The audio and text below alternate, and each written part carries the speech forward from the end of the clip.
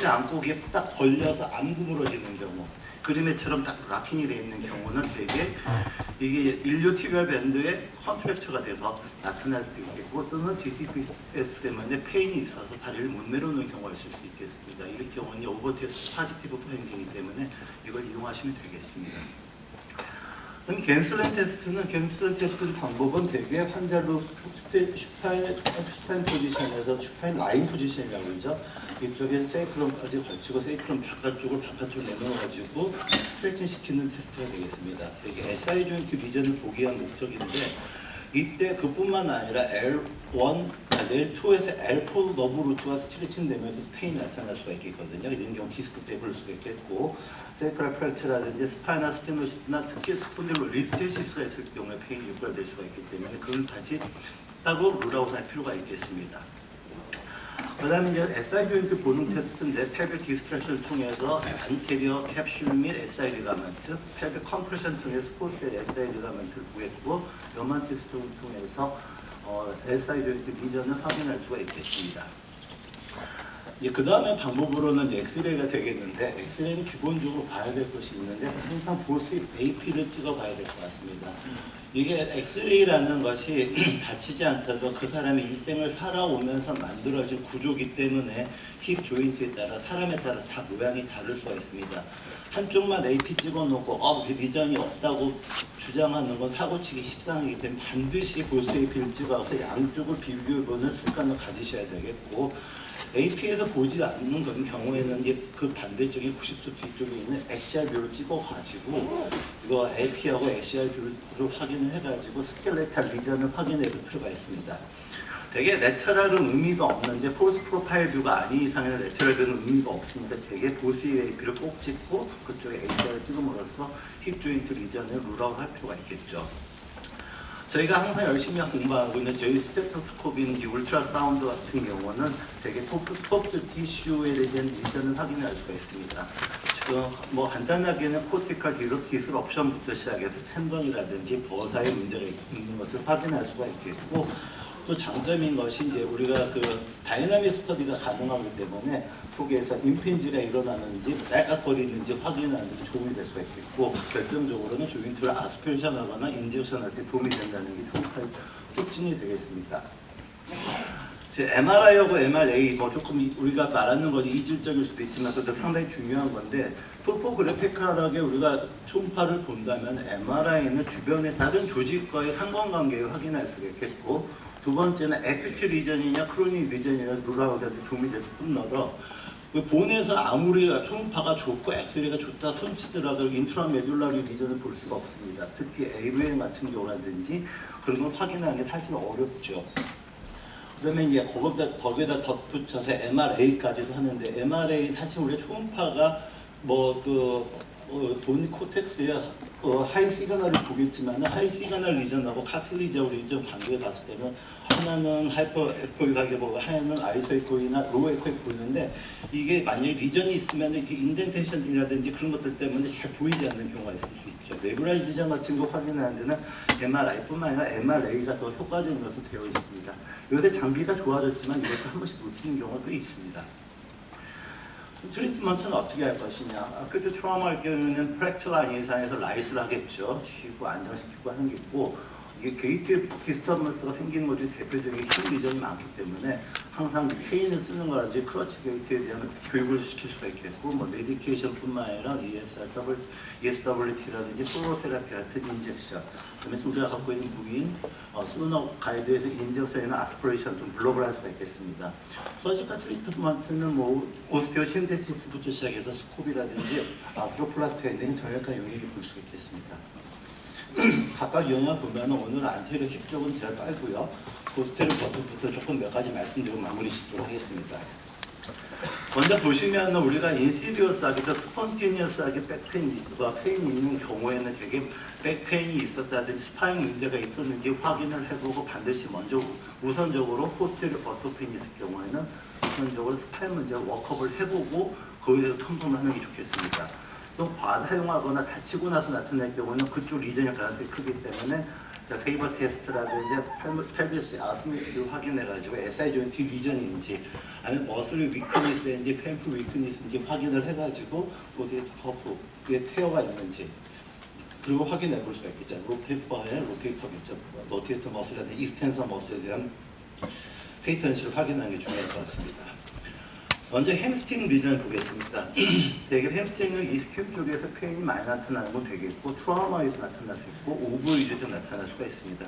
서든하게 샤프한 페인이 나타나면서 되게 엉덩이가 올라왔다고 표현을 많이 하죠.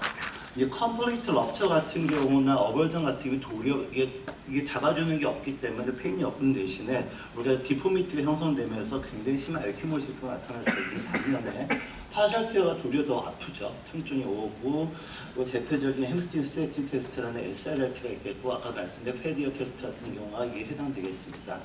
그래서 경우에 따라 파셜 테어 같은 경우는 본브루이저든지 이게 에키모시스 안 나타나고 나는 경우가 훨씬 많습니다. 그래서 초음파나 MRI를 통해서 워커를 해서 리전 사이트 확인하는 게 좋겠고 그에 적절한 치료를 하면 되겠습니다. SI 조인트 리전 같은 경우는 되게 여성분들이 많고 산후기에 그 아이를 낳고 회복하는 과정에서 문제가 돼가지고 SI 조인트 리전에 페이스트 서블록세이션이라든지 하이퍼 모빌리티라든지 락싱이 되는 경우가 꽤 있을 수가 있습니다. 그리고 과거력상 엉덩이가 쪘는데 그것이 통증이 개선되지 않았다 했을 때도 한번 체크해 볼 필요가 있겠고요. 주된 통증은 버터 페인보다 로백 페인이 더 많은 것으로 되어 있습니다.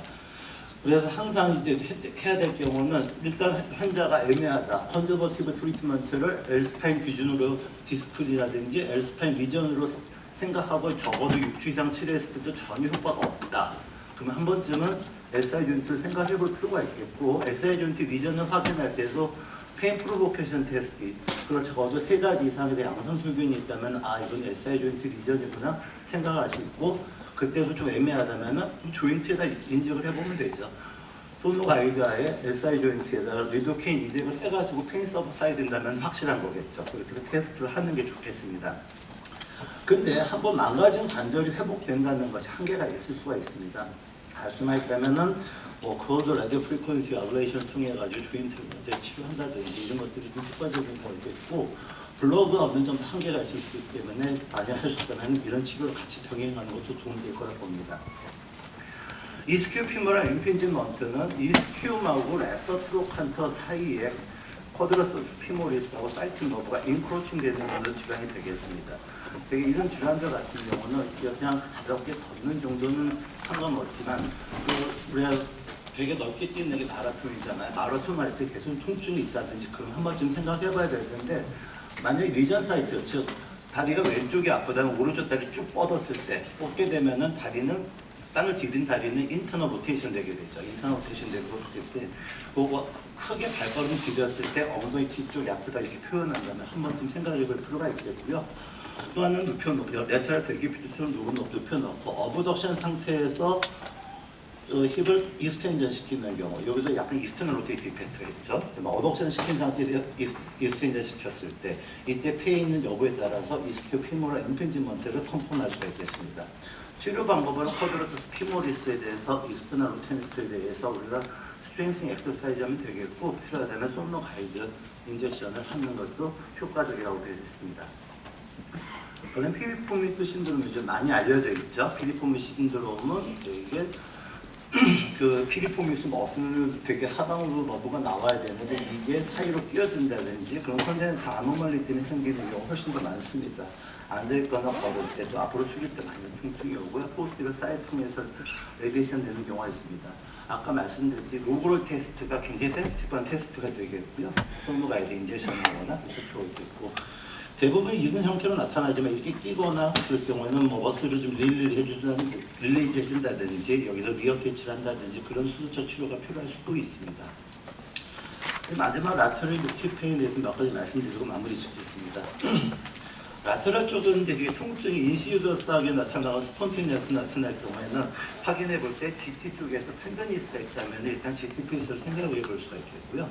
그다음에 이제 머슬 위크니스라든지 트랜스물론 버그 엑서사이즈 테스트 워킹을 한다든지 그럴 경우에는 글루티우스 미디우스 머슬 디스펑션, 이제 안테로 레터럴 인구미나 쪽에 핀이 있다면 모라이자 파라스티피카 생각할 수 있고요. 오보 유즈라지 스포츠 액티비티 인저리 같은 게 대표적인 게 일리오티비아 밴드 신드롬이 되겠습니다. 먼저 DTPS는 과거에 이제 트루칸토리 보사이티스로 여기 많이 했죠. 되게 트라우마보다 오버 유즈에 대해서 많이 생기는 거 없고 되게 동반되는 게 일리오티비아 밴드의 시크니라든지 보사이티스라든지 미디우스는 미니모스, 머슬의 어태치먼트 사이티스, 어버전이 있다든지 그런 경우 동반되는 경우가 흔히 있을 수 있겠습니다. 그러면 이제 되게 말든 무니 스티니스가 나타나고 소노가이드 프로세라피라든지 인젝션하면 치료가 되는 것으로 되어 있습니다. 일리오티비아 밴드 신드롬은 우리가 이제 환자분이 올 때 내가 자꾸 고관절이 빠졌다 들어갔다 해요. 뚝뚝거리면서 그렇게 나타나고 쭉 부어있기 때문에 마치 빠져있는 양상으로 보이는 경우가 흔히 있습니다. 되게 심터는 이제 GT 쪽에서의 다이어트 텐더니스가 있겠고 아테럴 사이트에 따라서 레디에이션 되고 스냅핑이나 파핑이 나타날 수 있죠. 아까 말씀드렸던 오버 테스트에서 진단이 가능하고 꼭 파핑이나 스냅핑이 있어야지 페인 문제가 있는 건 아니고 그 자체가 동반입니다. 그래서 일리오티비아 밴드, 텐서 페시아 나타가 GT에서 자꾸 딱딱딱딱 소리 나면서 아플 수가 있는 거죠. 또 하나가 있죠. 우리가 일리오티비아 프리션 신드롬이라고 해서 레터럴 피모랄 콘다일에서도 한 번씩 뚝뚝뚝 소리 나는 경우가 있잖아요. 둘 다 우리가 컨서버티브 트리트먼트인데 일단 우선적으로 스트레칭 엑서사이즈 시켜가지고 타이트한 거 좀 풀어주는 게 좋겠고 웹페이터에서 여기 플로우 테라피를 한다든지 인젝션 등의 효과가 좋은 것으로 되어 있습니다. 이제 마지막으로 모라이자 파라스타틱한데 이거는 인구인이나 리가먼트 아래쪽인 레터럴 피모랄 큐타니어스가 어떤 인크로칭 되면서 나타나는 통증이고 안테로 레터럴 사이드에서 페인이 되게 나타났죠. 파라스티제와 함께 처음에는 이제 움직일 때 더 아프다 그러고 시간 지나면 괜찮아지긴 한데 최근 들어서 체중 변화가 많이 있었다든지 여자분들 골반 바지 많이 입는 분들 이런 경우에 많이 생길 수가 있기 때문에 그 주의를 시키고 거기에 대한 치료를 하면 되겠습니다. 이상입니다.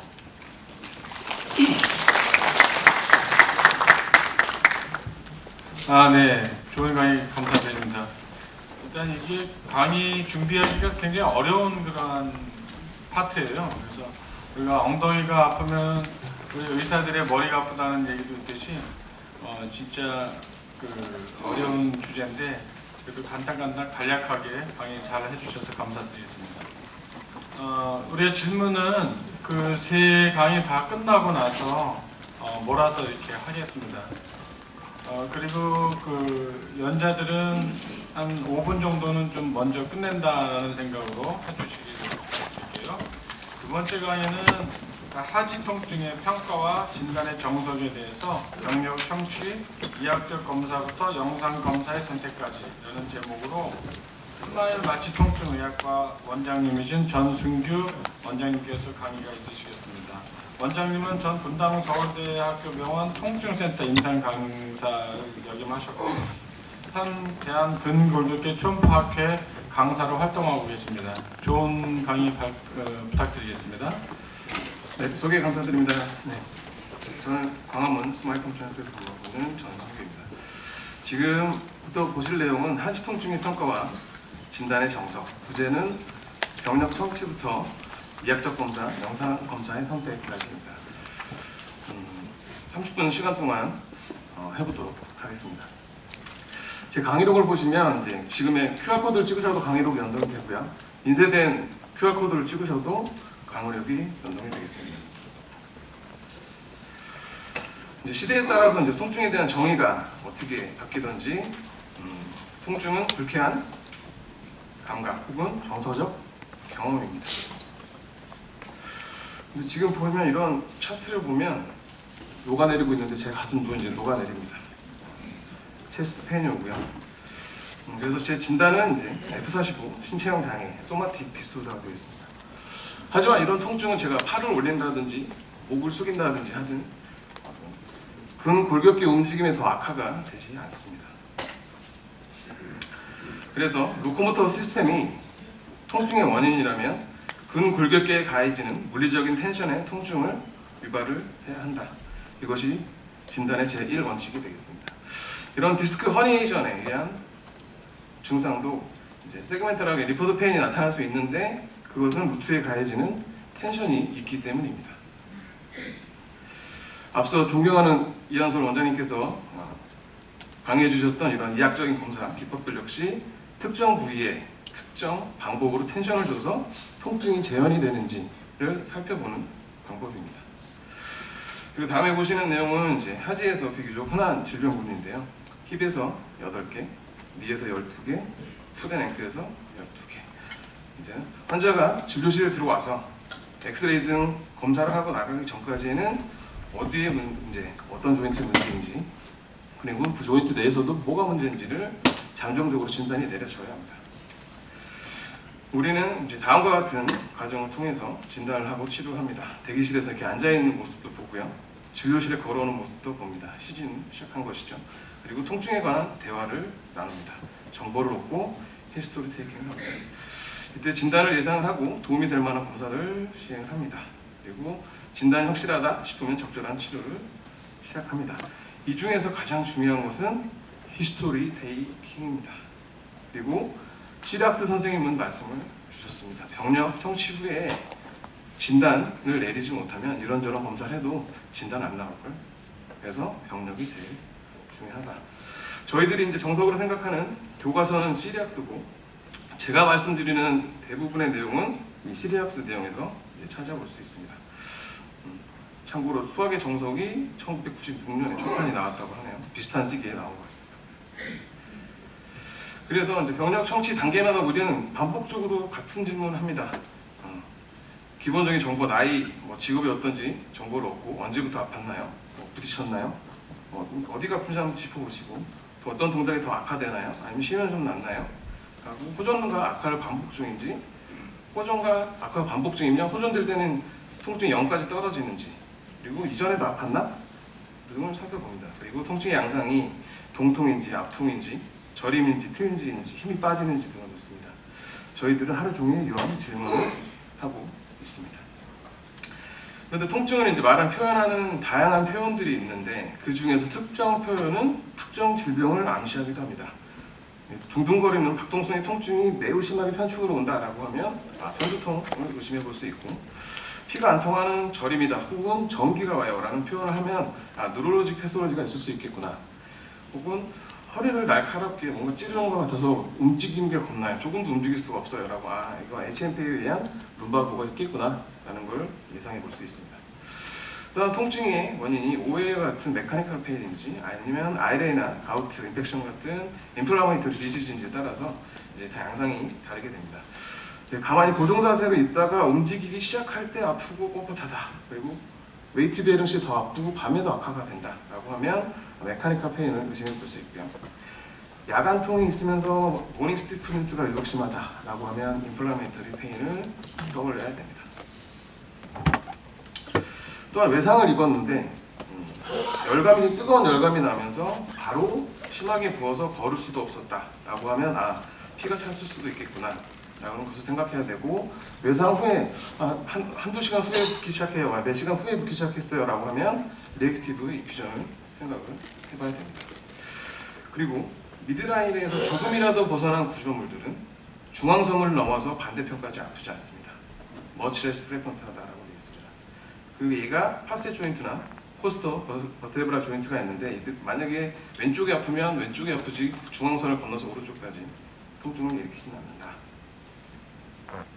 또 이제 재발을 자꾸 하는데 헤비워커가 2년에 한 번꼴로 심한 디스크를 앓는다, 혹은 사무직인 환자인데 1년에 수차례씩 디스크를 허리 증상을 앓는다라고 할 때 사무직인 환자가 더 언스테이블하기 때문에 조금 더 적극적으로 예방적인 치료가 필요하겠다라는 것을 판단할 수 있습니다.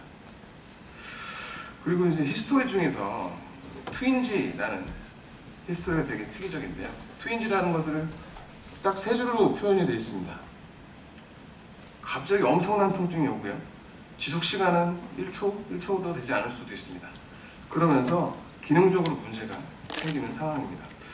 원인은 크게 3가지를 볼 수 있는데요. 먼저 신경학적 증상을 떠올릴 수 있습니다. 그러니까 비유를 하자면 왜 걸어가다 유리를 딱 밟았을 때 찌릿하면서 디딜 수가 없어서 깽깽이가 되는 상황, 그런 상황들입니다.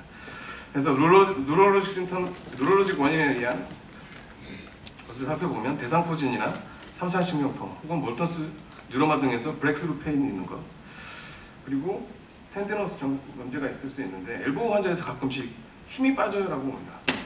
깜짝 놀라서 이제 머슬 파워 체크를 막 해보면 나중에 알고 보면 통증이 너무 심해서 힘을 줄 수 없는 경우가 있습니다. 세 번째는 인터널 디렌지먼트인데요. 이제 카틀레지의 루즈 프레그먼트에 의한 서브덕션에 의해서 생긴다. 이 인터널 디렌지먼트에 의한 트윈지를 조금 더 생각해 보면, 트윈지를 일으키는 원인이 너브나 텐던, 인터널 디렌지먼트가 있고요. 이 인터널 디렌지먼트의 심텀은 락킹, 특정 방향으로 움직일 수가 없어요.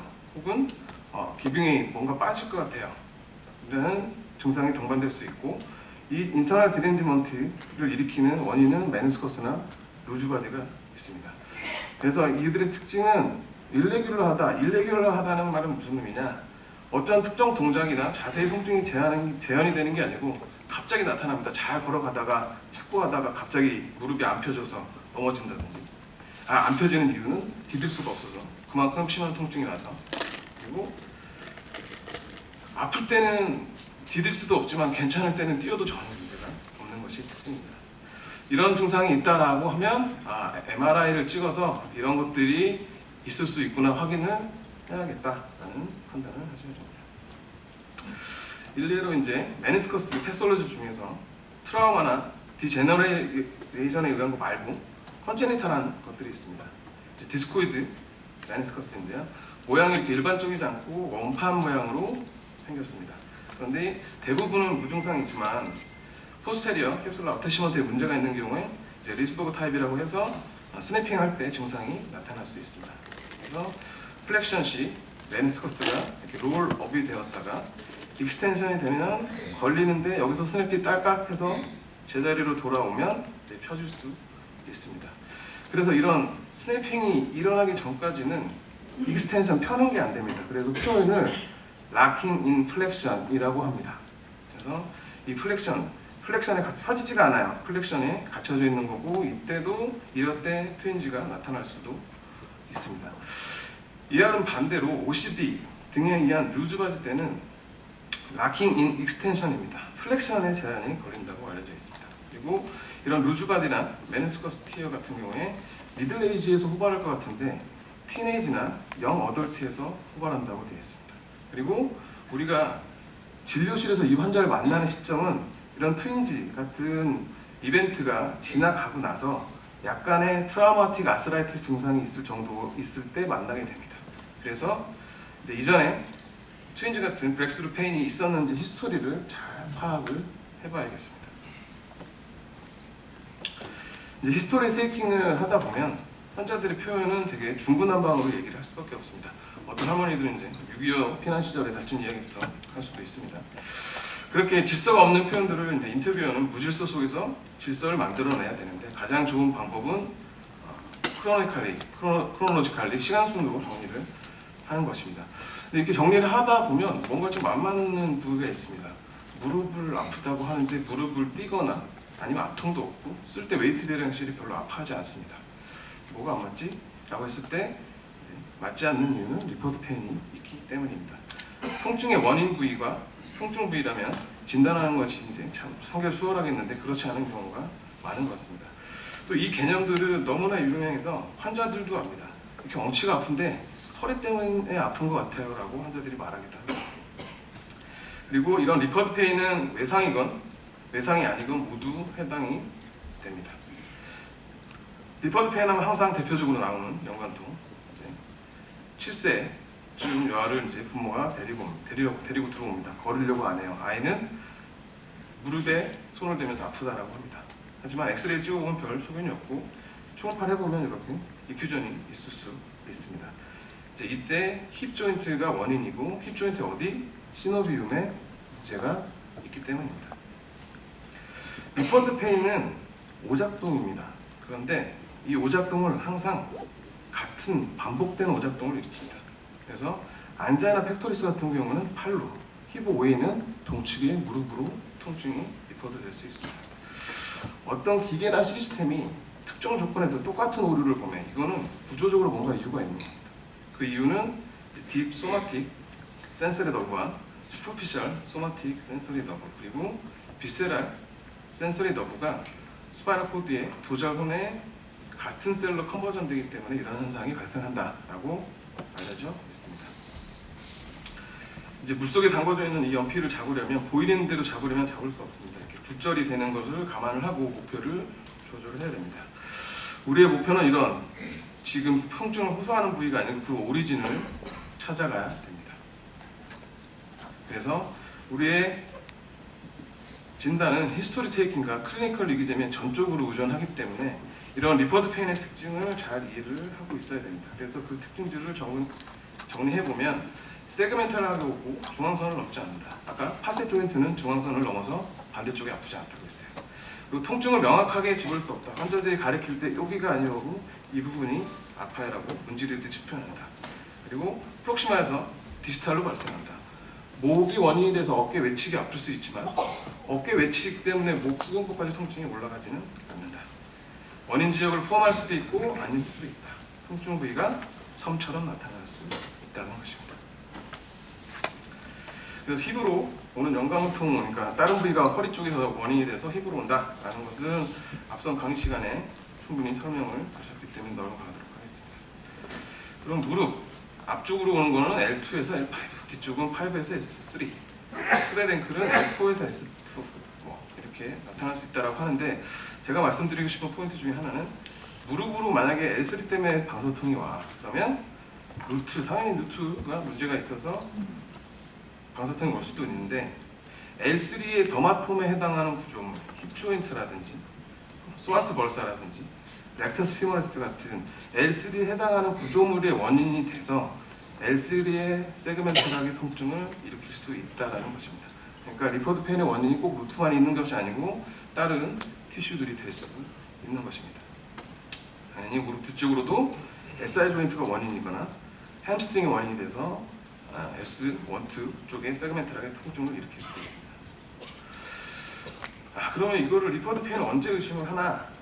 라고 했을 때 통증 호소 부위가 원인이라면 더 페인 부위에 텐션이 가해졌을 때 통증이 진행되어야 한다. 그렇지 않을 때는 원인 부위를 근위부에서 찾아라 라는 것입니다. 이를 위해서 검사를 두 가지로 나누겠습니다. 프레리미나리 이그잼과 펑셔널 이그잼입니다. 프레리미나리 이그잼은 일단 어떤 조인트가 문제인지 찾는 것입니다. 그리고 어떤 조인트를 찾았으면 펑셔널 이그잼을 통해서 무엇이 문제인지 찾아가는 과정입니다. 예를 들어볼게요. 히스토리 테이킹이 끝났어. 이제 의사와 환자 관계는 둘 중에 하나입니다. 의사 A는 통증 부위 어떤 조인트인지 알겠어. 의사 B는 모르겠대. 의사 A 무릎에 통증을 호소하는데 계단을 오르락 내려갈 때 아프고 쉬면 앉아있을 땐 좀 낫다 라고 했을 때 이런 프레리미나리 이그잼을 건너뛰고 바로 펑셔널 이그잼을 통해서 그 니의 리가먼트가 문제인지 시노비움이 문제인지 등을 머슬 문제인지 탈각합니다. 근데 의사 B는 아직 잘 모르겠어. 어떤 조인트가 문제인지 잘 모르겠어 라고 할 때는 프레리미나리 이그잼을 통해서 어떤 조인트가 문제인지 룸바야, SI 조인트야, 힙이야 를 찾아갑니다. 찾고 나서 이제 만약에 힙이 문제다라고 하면 힙에 대한 펑셔널 이그잼을 시행을 해서 힙에 무엇이 아픈지를 찾아가야 됩니다. 그래서 프레리미나리 이그잼을 쭉 검사 항목들을 살펴보면 여러 가지가 있는데 당연히 룸바 쪽도 살펴보고요. 팁토라이징이라는 것은 까치발을 시켜보는 겁니다. 로우렉도 봅니다. SI 조인트도 걸려보고 힙 조인트도 이리저리 움직여보고 발에 리지스티스 테스트도 해보고 니도 움직여봅니다. 즉 신체 아래쪽 4분의 1을 전부 다 보는 것입니다. 그리고 당연하겠지만 이런 조인트별로 프레리미나리 이그잼은 공유를 합니다. 같은 항목을 검사를 하고 이제 조인트별로 펑셔널 이그잼이 따로따로 존재를 합니다. 그럼 이 펑셔널 이그잼은 전제를 두 가지를 합니다. 통증의 원인을 두 가지로 이분해서 생각한다. 그래서 통증의 원인이 될 수 있는 티슈를 두 개로 나눠요. 첫 번째로 조인트 캡슐, 리가멘트 버스타, 듀라, 루트 같이 혼자서 움직일 수 없는 그룹, 그리고 머슬과 같이 수축할 수 있기 때문에 혼자서 움직일 수 있는 컨트랙타일 티슈, 이 두 부분으로 문제를 나눠서 생각을 합니다. 그리고 전제 두 번째, 원 테스트 원 티슈, 한 가지 검사가당 한 가지 티슈를 검사를 한다. 이제 펑셔널 테스트의 검사 기법은 액티브하게 하는 거, 환자 스스로 움직이게 하는 것이죠. 패시브는 이제 환자가 움직이는 게 아니고 검사자가 대신 힘을 써줍니다. 그리고 세 번째 리지스티드 테스트는 아이소메트릭 컨트랙션을 유발을 하는 것입니다. 즉 지금 어깨를 검사를 한다라고 하면 어깨의 움직임은 움직이지 못하게 막으면서 힘만 주게 하는 것입니다. 그래서 이런 패시브 테스트는 이너트 티슈를, 리지스티드 테스트는 컨트랙타일 티슈를 검사를 하는 것입니다. 그러면 이 패시브 테스트를 조금 더 살펴봅니다. 패시브 테스트니까 이렇게 움직이다 보면 리미테이션이 걸리는 경우도 있고 페인이 있는 경우도 있습니다. 파일을 옮기면서 글자가 많이 작아졌네요. 자, 일단 대상을 C스파인이나 룸바 스파인 말고 어깨, 무릎, 고관절 같은 페리페럴 조인트에서 이제 썸 무브먼트에서 리미테이션이 존재를 하는데 그게 특정 비율로 존재를 한다라고 하면 캡슐라 패턴이라고 하고 이때는 조인트 이너트 티슈 중에서도 조인트 캡슐에 문제가 있다. 그리고 그 비율이라는 것은 무릎이 다르고 힙에서도 다르다. 그러니까 관절마다 비율은 정해져 있다. 실제로 이제 무릎에 물이 찬 환자들을 살펴보면 이런 쪼그리 앉기가 안 됩니다. 플렉션과 익스텐션 중에서 플렉션이 훨씬 10배 정도 더 각도가 안 나옵니다. 그래서 쪼그리 앉기가 안 되고요. 힙 조인트 문제가 있는 경우에는 이 제기차기 중에서 바깥 날로 제기차기라는 게 안 됩니다. 인터널 로테이션이 제한이 걸리기 때문에 이 자세가 안 됩니다. 그리고 퍼스트 NTP 조인트의 오해가 심하다 할 때는 익스텐션이 안 되기 때문에 보행의 메커니즘에 제한이 생깁니다. 그래서 이런 락커가 있는 신발이 필요하게 됩니다. 마사이 슈즈죠. 실제로 이런 사람들한테 필요한 신발입니다. 그러면 이제 힙의 본 검사인 펑셔널 리그잼은 7가지의 패시브 테스트, 8가지의 리지스티드 테스트로 이루어져 있습니다. 몇 가지 예를 좀 들어볼까요? OA 대학과 캡슐라 패턴으로 나타난다. 메디얼 로테이션이 가장 플렉션하고 어덕션이 좀 리미테이션이 있을 수 있다. 소아스 버사이티스 같은 경우에는 라테랄 로테이션 시 가장 아파합니다. 그리고 플렉션 시에 약간 통증을 유발할 수 있고요. 트로센트릭 버사이티스 같은 경우에는 아까 말씀 주셨듯이 외부 충격이나 오래 장거리 달리기가 오버유즈가 원인일 수 있는데요. 특징적으로 계단 올라올 때 되게 아파합니다. 그러면서 역시 라테랄 로테이션을 많이 아파하고 에비덕션 때도 통증이 있을 수도 있다라고 되어 있습니다. 이처럼 이제 질병마다 이 패턴이 어떻게 나타나는지에 따라서 테크트리를 타고 진단을 할 수 있습니다. 무릎에 대한 퍼스널 테스트 같은 경우에는 2가지의 패시브, 8가지의 스트레스 테스트가 있고요. 2가지의 리지스티드 테스트로 이루어져 있고, 푸댓 앵클 같은 경우에는 2가지의 패시브, 5가지의 머슬, 11가지의 리가멘트들을 테스트합니다. 이렇게 사진들을 쭉 모아보고 딱 봤더니 무슨 틀린 그림 찾기 같습니다. 그래서 이것들을 하나하나 다 설명하고 나열하기는 시간이 좀 부족하기도 하고, 차라리 왜 이렇게 테스트가 많고 왜 이렇게 쪼개놨는지를 말씀드리겠습니다. 아까 두 번째 전데 원 테스트 원 티슈인데요. 한 가지 티슈라는 게 뭐 이너트냐 뭐 컨트랙타일냐도 있지만 머슬 그룹 내에서도 플렉서, 익스텐서, 익스터널 로테이터 등 그룹별로 쪼개서 보겠다는 거고요. 리가멘트들도 리가멘트의 벡터별로 쪼개서 다 검사를 해보겠다는 것입니다. 그래서 이렇게 항목별로 많아지지만 몸에 익혀지면 시간은 30초에서 1분 정도밖에 걸리지 않습니다. 그러면 내가 이걸 어떻게 이렇게 다 이 많은 테스트들을 마스터하시라고 했을 때, 또 공부를 했다고 해도 내가 스스로 하고 있을 때는 잘하고 있는지 피드백을 좀 받고 싶으실 수도 있을 것 같습니다. 그래서 지금 보이는 화면은 저희 학회 족보를 공개하고 있습니다. 저희 학회 인턴 강사가 되시면 이런 족보들을 조인트별로 받습니다.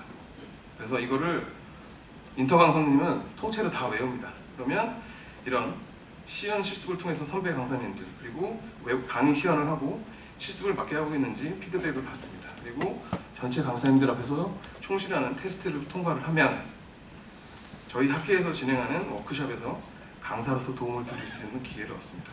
반대로 수강하신 분들은 저희 대한근골격기 초급학교에서 인증한 강사님들에게 피드백을 받으실 수 있습니다. 저희 학교에서는 1년에 3번 워크숍을 진행을 하는데요. 이제 5과정은 5주고 단기 집중 과정은 3주로 되어 있습니다. 이 둘의 가장 큰 차이점을 뭐냐? 시리악스의 의학적 검사를 실습을 하는 시간이 있냐 없냐기 때문에 이런 실습을 원하시는 분들은 5과정을 선택해 주시면 되겠습니다.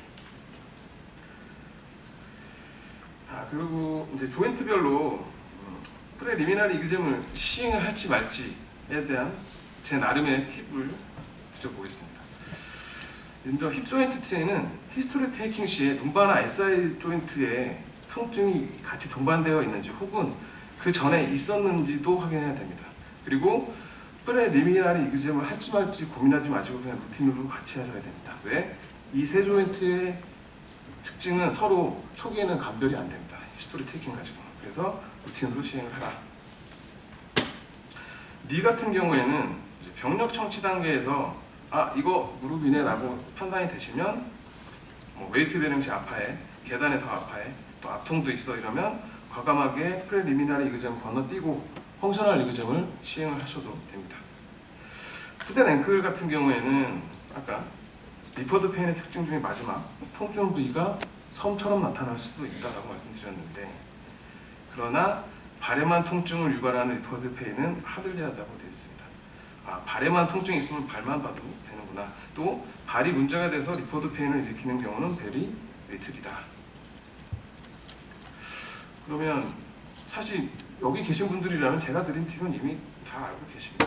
그리고 버터 페인이 있을 때 그 오리진 사이트가 어디냐라고 하면 대부분은 룸바에서 옵니다. 그리고 사이 쪽의 통증일 경우에는 이제 리퍼드 페인과 1대1, 그러니까 반 정도 사이가 원인이고 반은 룸바가 원인입니다. 그래서 이런 진료 경험들이 쌓이면 버터 쪽에 페인이 오면 허리만 보십니다. 대부분. 왜? 경험상 힙 조인트는 잘 없거든요. 그러면 무슨 일이 생기냐? 초심을 잃어버리기 시작합니다. 그리고 룸바만 치료하고 둔부에 통증이 있는데 둔부를 안 봅니다. 그래서 어떤 케이스가 생기냐? 다음 케이스는 이제 이일정형외과 강탄 원장님께서 공유해 주신 케이스인데요. 36세 남자 환자 인기널 페인을 주소로 왔습니다. 오시슨 2달 전에 왔고 입장할 때 보니까 림핑 게이트가 좀 있는 것 같습니다. 걸을 때, 서 있을 때, 다리를 들 때 통증이 있었습니다. 근데 2년 동안에 4군데 병원을 갔는데 다 허리만 보고 허리만 주사하고 심지어 MRI도 룸버만 찍었다고 합니다. 당연히 룸버에서는 별거 없었습니다. 그래서 내용을 시약해서 시행한 엑스레이 검사에서 우측 고관 쪽에 스크로레틱 체인지들이 나타날 수 있고 그리고 초음파 검사에서 왼쪽이 환측, 오른쪽이 건축인데요. 이퓨전 소견이 관찰이 되고 코티칼 이로견 소견도 보였습니다. 그래서 MRI를 시행을 했고 우측 고관절에서 AVN을 진단을 하셨습니다. 그래서 감사하게도 이렇게 실제 차팅 내용까지 공유를 해주셨습니다. 히스토리 테이킹, 피지컬 이그잼을 하시고 임프레션을 2가지로 잡습니다. AVN이나 스트레스 프랙처다. 그래서 또 여쭤봤습니다. 이거 룸바 아니고 힙이다 라고 생각하신 결정적인 계기가 있으신가요? 라고 했더니 인기널 쪽 페인이 있으면서 림핑 게이트였다 라고 말씀을 주셨습니다. 그래서 힙 페인이 있으면 힙에도 관심을 갖자. 근데 이 2가지 AVN과 스트레스 프랙처 같은 경우에는 진단할 때 감이 좀 필요한 것 같습니다. 지금 보시면 디스크레판시, 심텀하고 어떤 피지컬 검사나 이학적 검사 사인이 안 맞는다. 무슨 말이냐? 이학적 검사나 사인에서는 뭐 별거 없어요. 뭐 리지트도 네거티브 앞통도 없고 근데 환자 보기엔 되게 아파해. 쩔뚝거리면서 막 그런 증상을 보이는 것과 내가 검사한 것과 뭔가 일치가 안 해라고 했을 때는 딱 2가지를 일단 의심하셔야 됩니다. AVN하고 스트레스 프랙처. 그래서 이 둘은 또한 소노로 진단할 수가 없기 때문에 이런 게 의심이 되면 MRI까지 가서 확인을 해야겠다라고 생각을 하셔야 됩니다. 다음, 이제 무릎에 통증이 있어서 이런저런 치료를 막 합니다. 근데 잘 안 나. 이 고령인 경우에 특히 힙에 OA를 동반하고 있을 경우가 40% 이상이라는 보고도 있습니다. 그래서 힙에 니에 이런저런 치료를 했는데 계속 아파. 힙의 OA 때문에 내려오는 통증 아닌가? 한 번쯤 의심을 하셔야 됩니다. 그리고 발에 아까 발 문제만 있을 때 하들리라는 표현을 했는데요. 영어과 사람들이 사용하는 빈더 부사의 확률을 보면 하들리는 5%에 해당한다고 합니다. 그래서 푸세 케이스만 보고 마치도록 하겠는데요. 이것은 이제 공동 마취진단학원의 정민지 원장님께서 주신 케이스입니다. 63세 남자 환자, 발 뒤꿈치가 아픈데 수개월 정도 됐답니다. 발 뒤꿈치가 아프고 발에 부종이 생기고 열감이 생기는 것 같다. 다른 병원 가서 충격파 4차례 정도 받았는데 호전이 없어서 왔다. 그래서 일단은 플란타 너브 하이드로를 주차를 했고 추가로 충격파를 했는데도 호전이 없어. 그래서 허리가 문제인가 해서 허리 사진을 찍었는데 파이브 S1 쪽에 심한 스폰딜리시스가 있어서 여기에 루트 블럭을 해주고 80% 이상 호전이 된 케이스입니다. 그래서 발통증 환자는 5%에 해당할 수도 있다. 그리고 이제 저희가 이제 1차 의료기관 임상에서 진료를 한다면 대부분 엑스레이와 소노까지만 가지고 있을 거고 CT, MRI 등 그 이상의 장비들은 아마 없으실 거지만 아까 말씀드렸던 트윈지나 락킹 같은 증상이 있다든지 AVN이나 스트레스 프랙처가 의심이 된다라고 할 때는 이건 창의 MRI가 필요할 수 있겠다라는 것을 생각해 주시면 좋겠습니다. 네, 제 강의는 이것으로 마무리하도록 하겠습니다. 네. 우리 전승규 원장님의 강의는 닥터 시리악스식의 정형의학적 진단법에 대한 강의였습니다. 그래서 이 첫 슬라이드부터 우리가 중요한 포인트를 짚자면은 이 닥터 시리악스식의 오스페릭 메디슨의 그 진단법의 가장 키 포인트는 셀렉티브 텐션 테크닉이에요. 그래서 눌러서 진단을 하는 게 아니라 텐션을 줘서 하는 그런 방법이기 때문에 아마 좀 처음이신 분들은 약간 생소할 수 있을 것 같습니다. 개인적으로는 이제 하지 쪽에 문제가 있을 때, 물론 모든 환자를 봤을 때 저는 첫 번째로 중요한 건 이제 선생님들도 아마 어느 정도는 인정할 텐데 처음에 보면 관상부터 먼저 보죠. 그래서 이 사람이 나를 얼마나 또 괴롭힐까 하는 거, 그런 것도 중요한 것 같고, 그다음에 하나 더 이제 하자면 다리가 아프다고 할 때 좀 자세하게 물어볼 필요가 있습니다. 그래서 다리가 아프면은 이게 너 진짜 어디가 아프냐, 아니면 이게 아픈 거냐 저린 거냐, 뭐 이런 것들도 약간 디테일하게 봐야 되는 거고, 이 환자분들 중에 특히 이제 다리가 또는 무릎 뒤는 무릎이 아닌 걸로 생각하시는 분들도 있고 해서 조금 더 정확하게 만져보라고 얘기를 하는 것도 중요한 것 같습니다. 더 자세한 그런 디스커션은 나중에 하겠습니다. 마지막 강의인데요. 이번 강의는 발저림 증상의 오해와 이해에 대해서 서울 아산신경과 원장님이신 정종필 원장님께서 강의가 있으시겠습니다. 저희 대한근고기계 초음파학회 회장님을 역임하셨고 현재 서울 아산신경과 의원 원장님이십니다. 네, 좋은 강의 부탁드리겠습니다. 네, 소개 감사합니다. 정종필입니다.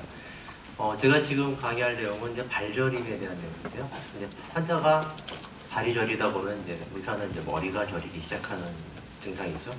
우리가 어디까지 알고 있고 어디까지 오해하고 있는지에 대해서 간단하게 살펴보겠습니다.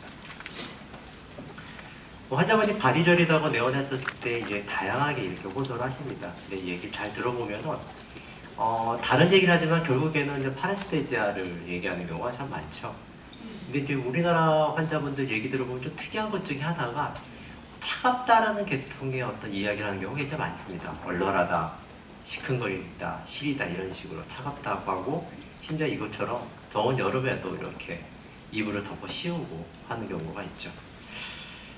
그래서 영어식 표현을 한번 살펴봤습니다. 이제 영어식 표현을 보면은 주로는 이제 팅글링, 핀앤니들처럼 뭔가 발을 찌르는 듯한 통증을 얘기하고 있고, 온도감에 대한 내용은 이제 약간 버닝 센세이션 얘기하는데 우리나라랑 좀 다르게 차갑다는 내용은 별로 많지는 않습니다. 이제 어떤 우리가 현상에 대해서 디스크립션을 할 때 그 문화가 좀 녹아 있습니다. 전통적인 문화가 녹아 있어서 그 표현에 따라서 질병과도 좀 달라지게 되는데요. 그래서 환자들이 생각하는 원인에 대해서 한번 살펴보겠습니다. 공교롭게도 이 슬라이드를 준비할 때 연령에 따라 두 분이 오셨었는데요. 한 분은 나이가 많으신 여자분입니다. 다 여러 진료를 하다 마지막에 가기 전에 손과 발이 저려요. 아스피린 좀 처방해 주세요라고 딱 얘기를 합니다. 그래서 갑자기 제가 궁금해서 왜요? 손발이 저리는데 왜 아스피린 원하시죠? 그러니까 아스피린이 혈액순환 개선제 아닌가요? 라고 얘기합니다. 이분은 머릿속에 저린 것은 결국 혈액순환 문제라는 것이 딱 박혀있는 문제죠. 근데 젊은 분은 좀 다르게 접근합니다. 이렇게 얘기합니다. 자료 상당히 많이 찾아갖고 와요. 발끝이 저린데 혈당이 높았다는 얘기 어디 들었답니다. 그래서 그것 때문인가요? 근데 그 다음에 또 이제 디스크가 터진 것은 아닌데 뼈 사이가 좁다는 얘기 들은 바가 있어요. 이것 때문인가요? 아니 신경 문제인가요? 막 줄줄이 얘기를 합니다. 뭐 자료 많이 찾아서 보고 그래서 궁금해서 어디서 그런 얘기 들었습니까? 그랬더니 친구가 얘기해줬답니다. 아빠가 당뇨병이 있는데 당뇨병 때문에 다리 저리다고 얘기합니다. 이 친구들은 대신에 혈액순환에 대한 내용이 좀 빠져 있습니다. 연령별로 좀 다른 접근을 하죠. 자, 그럼 우리가 의사로서 과연 발저림이 있을 때 어떻게 접근해야 될지 좀 전까지는 환자의 개념이었습니다. 이제 의사에 대한 개념입니다. 당연히 우리는 이제 너버스 시스템을 문제 생각합니다. 페리페럴, 센트럴, 그다음에 전신적인 질환, 그다음에 혈관 생각하고 그 외에 여러 가지가 있는데 이런 것들에 대해서 하나씩 구체적으로 조금만 살펴보겠습니다. 말초신경이 실제로 손상되는 경우가 있죠. 말초신경은 엑손과 그다음에 그 주변은 다른 메어린으로 되어 있는데 이런 것들이 손상이 돼서 우리가 저린 겁니다. 대표적으로 많은 병들이 있습니다. 메타볼릭한 거, 다이아베틱, 그다음에 영양분 부족, 비타민이죠. 그다음에 알코올이나 케모테라피 같은 경우, 그다음에 면역기 질환, 파라네플라스틱, 모노크로나면 헤르디트리한 것들이 다 일으킬 수 있고요. 또 하나는 이제 신경 자체가 하나하나씩 망가지는 거죠. 룸바 디스크나 스파이널 스토니시스처럼 뭐 눌러서. 그다음에 인트레먼트 뉴로패스나 모노 뉴로패치 같은 것들 발저림이 있을 수 있고 신경 손상이 있을 수도 올 수 있습니다. 그 다음에 CNS 문제로도 올 수 있습니다. 당연히 스파이널 코드 프로블럼이나 브레인 리전으로 인해서 여러 가지 증상과 발전이 있을 수 있는데 이건 너무나도 증상들이 명확하니까 뭐 쉽게 의심을 할 수 있습니다. 그 다음에는 실제로 신경이 망가지진 않았는데 너브 리셉터를 굉장히 흥분시키는 방향, 역치를 낮춰주거나 직접 자극하는 현상들이 있을 수 있습니다. 칼슘과 칼륨과 마그네슘이 이런 데 중요한 역할을 하고 있고요. 그 다음에 사이로이드나 파라사이드 호르몬이나 좌감면 질환들이 이런 경우에 해당이 됩니다. 이런 경우는 신경이 손상이 안 됐기 때문에 이런 문제들이 해결되면 금방 좋아지죠. 그 다음에 우리가 혈관도 생각을 해볼 수 있습니다. 아처리나 웨인의 문제 같은 것들도 생각을 해볼 수 있는데 이런 경우에는 그 신경이 직접 손상이 되는 경우가 많이 발생합니다. 이스케미아 때문이죠. 하지만 그 선행 원인이 이제 혈류 장애라는 공통점이 있습니다. 그 중에서 우리가 관심을 갖게 되는 건 아무래도 베너스 인스피션시가 과연 이런 문제를 일으킬 수 있는 것인가라는 겁니다. 그 다음에는 이제 다른 여러 질환들, 이제 감염성 질환이나 약물도 있지만은 나중에 자세히 얘기하기도 레스피레이터리 신드롬도 고민을 해봐야 되고요. 그 다음에는 이제 또 영어는 숙제입니다. 되게 이런 시기에 오는 사람들은 되게 뉴로틱한 사람들이 또 많아요. 디프레션도 있고 뉴로시스도 있고. 이것 때문에 감각 이상도 있을 수 있지만 반대로 또 만성적으로 통증이 시달리다 보니까 엔자이어티가 생기는 분들도 있습니다. 이게 치료를 굉장히 방해하는 요소가 되죠. 이런 것들도 좀 고민을 해야 되고요.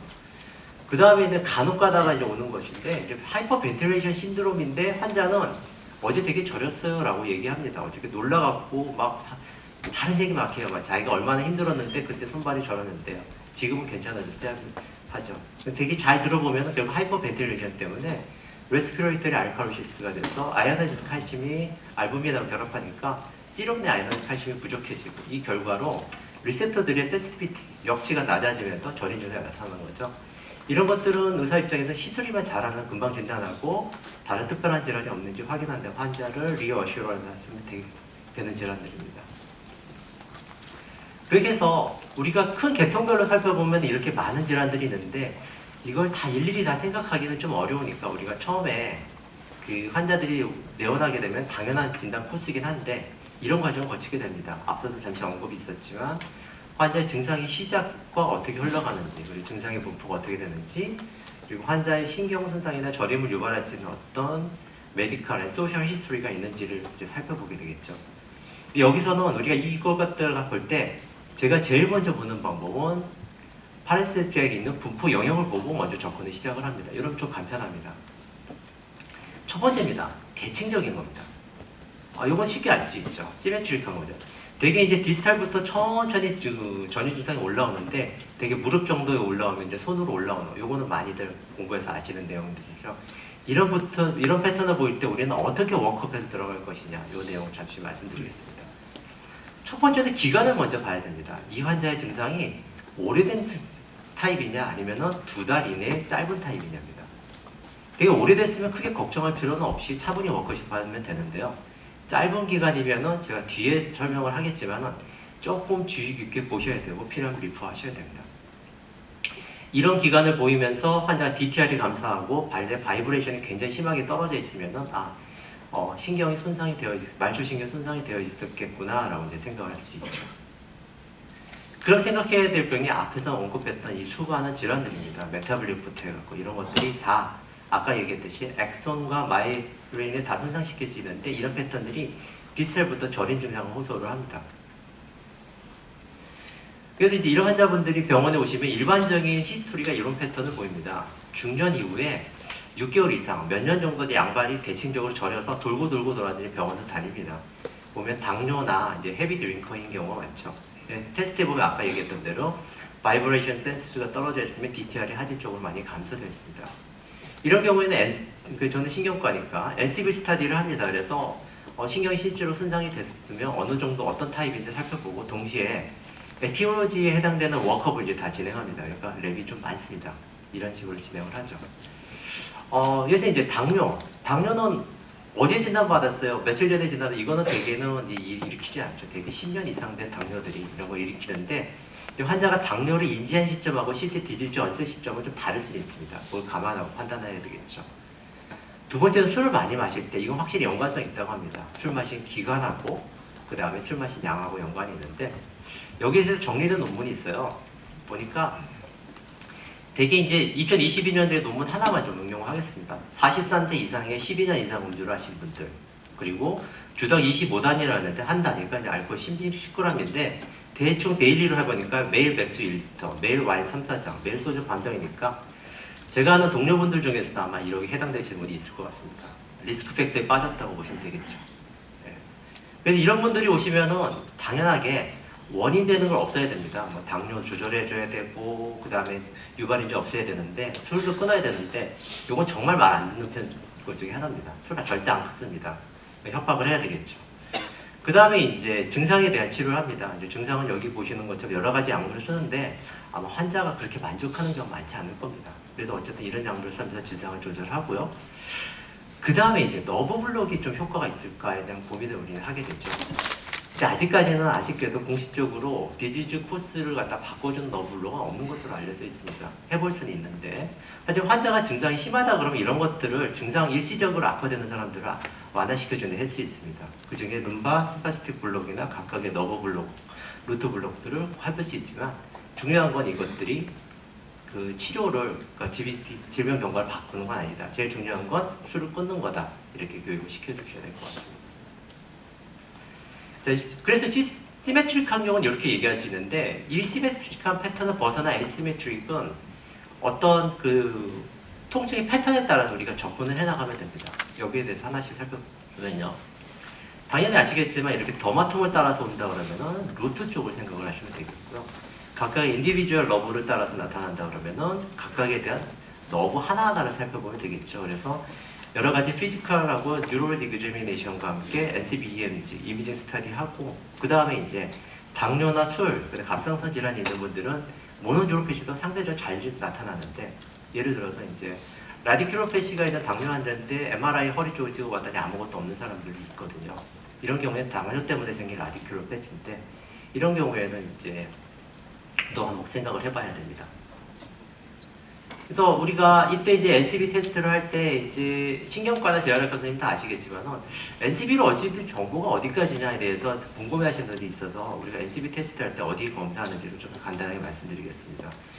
딥페로니얼 러브가 모터 이너베이션 하는 거 이 부분에 따라서 우리가 각각의 테스트를 해가면서 우리가 검사하는 방법이 있습니다.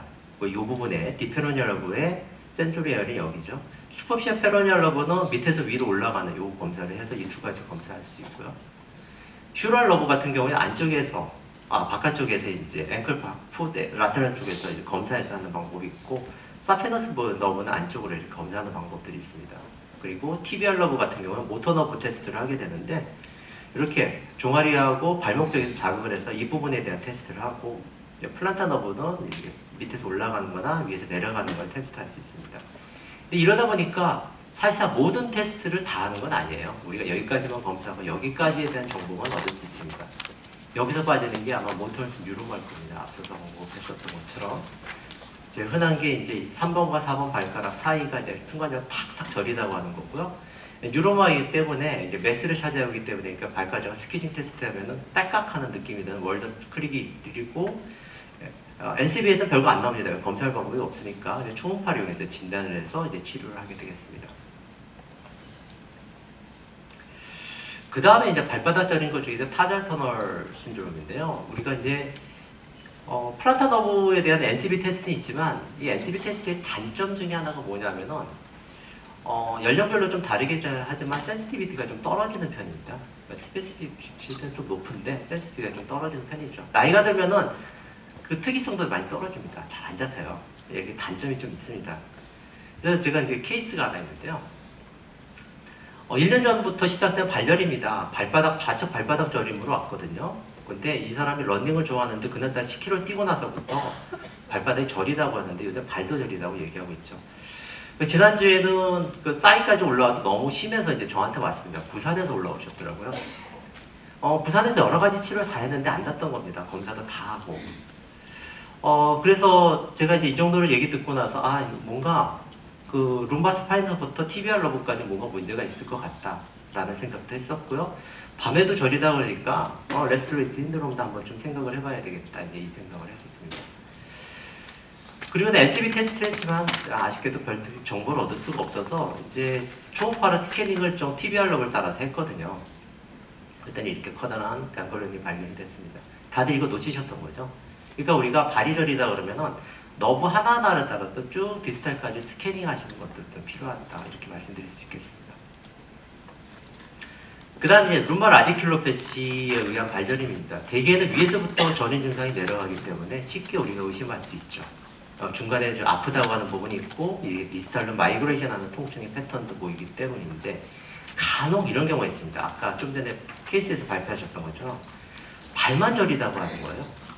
이런 경우에는 우리가 이제 일반적으로 루트 쪽의 생각을 잘 안 하는 경우도 있습니다. 근데 경험적으로 많은 분들이 루트 블록을 하고 나서 좋아지는 분들에 대한 경험이 굉장히 많습니다. 하지만 논문을 찾아보면 여기에 대한 어떤 명확하게 기술한 논문이 없습니다. 발만 저릴 때 이게 오로지 루트 문제냐라는 거죠. 사실 임상적으로는 많이 있는 좀 괴리감이 있는 분들인데요. 요것에 대해서 가능성 있는 것들에 대해서 얘기를 해보면 다음과 같습니다.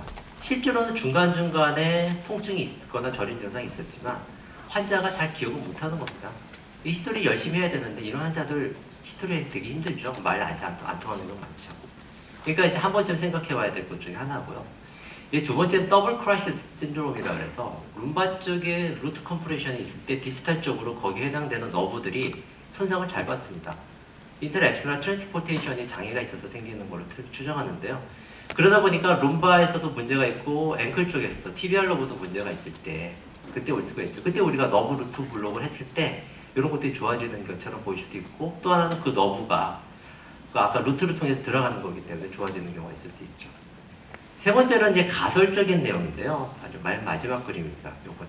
네.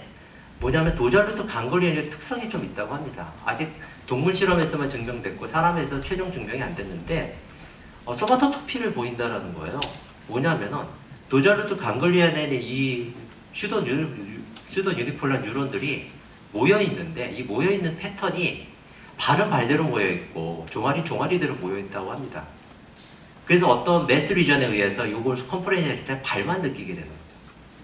아직은 가설 단계지만 이런 것들도 생각을 해볼 수는 있습니다. 그래서 결과적으로는 결국 발만 저리다고 해서 반드시 허리 루트를 배제하지는 말라. 한 번쯤은 블록을 해볼 수 있다라는 말씀을 드리겠습니다. 다음에는 이제 이런 패턴을 따르지 않는 겁니다. 아까처럼 라디큘로패시나 모노뉴로패시 패턴을 따르지 않는 경우에는 이제 그 중에 하나 제일 대표적인 게 레스토레이스 렉 신드롬입니다. 이거는 히스토리아가 클리니컬 코스로 우리가 진단하는 겁니다. 되게 일반적으로 이렇게 얘기합니다. 밤에 자려고 그러면요 발끝이 따끔따끔합니다 라는 표현을 하고요.